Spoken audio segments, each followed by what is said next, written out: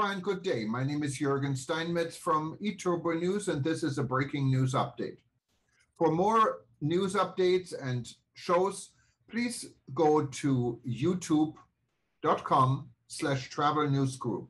youtube.com/travel news group. Here's our update. International travel surge drives May air traffic up 83%.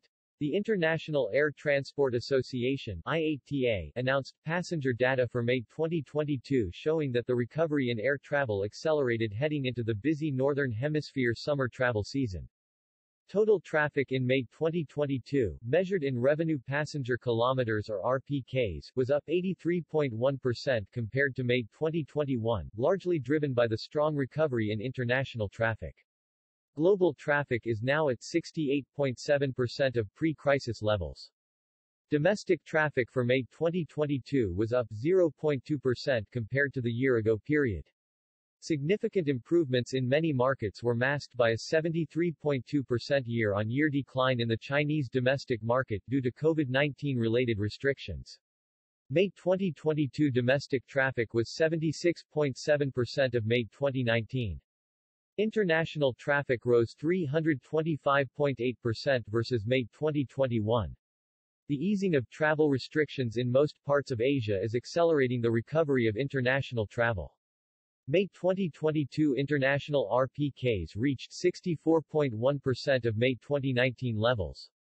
The travel recovery continues to gather momentum. People need to travel. And when governments remove COVID-19 restrictions, they do. Many major international route areas, including within Europe, and the Middle East-North America routes, are already exceeding pre-COVID-19 levels.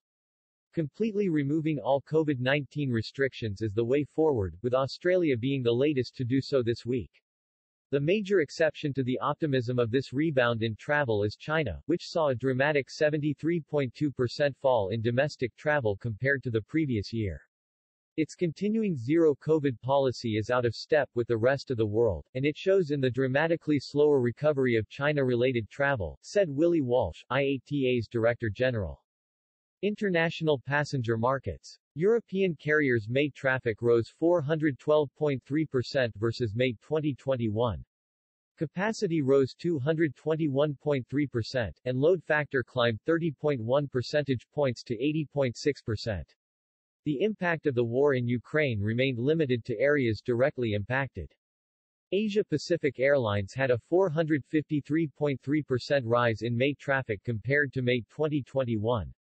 This is significantly higher than the 295.3% year-on-year gain registered in April 2022. Capacity rose 118.8% and the load factor was up 43.6 percentage points to 72.1%. Improvements in the region are being driven by reduced restrictions in most of the region's markets, except China. Middle Eastern Airlines traffic rose 317.2% in May compared to May 2021. May capacity rose 115.7% versus the year-ago period, and load factor climbed 37.1 percentage points to 76.8%. The progressive reopening of Asian markets is boosting traffic through Gulf hubs. North American carriers experienced a 203.4% traffic rise in May versus the 2021 period. Capacity rose 101.1%, and load factor climbed 27.1 percentage points to 80.3%. With most restrictions removed for travelers from this region, tourism and a high willingness to travel continue to foster the international recovery as several other routes areas are now outperforming 2019 results. Latin American Airlines May traffic rose 180.5% compared to the same month in 2021. May capacity rose 135.3% and load factor increased 13.5 percentage points to 83.4%, which was the highest load factor among the regions for the 20th consecutive month. Some routes, including those from Central America to Europe and to North America, are outperforming 2019 levels. African Airlines had a 134.9% rise in May RPKs versus a year ago. May 2022 capacity was up 78.5% and load factor climbed 16.4 percentage points to 68.4%, the lowest among regions. 2022 versus 2019. The strong results in most international and domestic markets compared to a year ago is helping passenger demand catch up to 2019 levels. Total RPKs in May 2022 reached 68.7% of May 2019 levels, which was the best performance against pre-COVID-19 travel so far this year. The recovery in travel markets is no less than impressive. As we accelerate towards the peak summer season in the Northern Hemisphere, strains in the system are appearing in some European and North American hubs. Nobody wants to see passengers suffering from delays or cancellations. But passengers can be confident that solutions are being urgently implemented. Airlines, airports and governments are working together. However, standing up the workforce needed to meet growing demand will take time and require patience in the few locations where the bottlenecks are the most severe.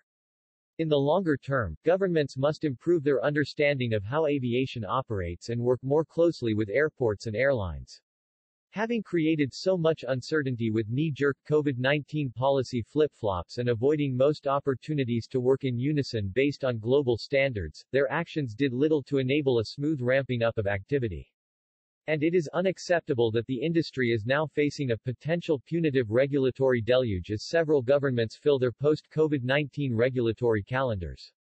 Aviation has delivered its best when governments and industry work together to agree and implement global standards.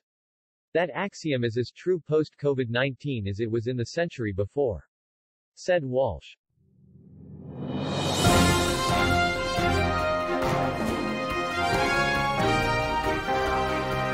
Thank you for listening to our news update. There's more on youtube.com/travel news group, or you can read us, of course, in going to our news portal at eTurboNews.com or travelnews.online.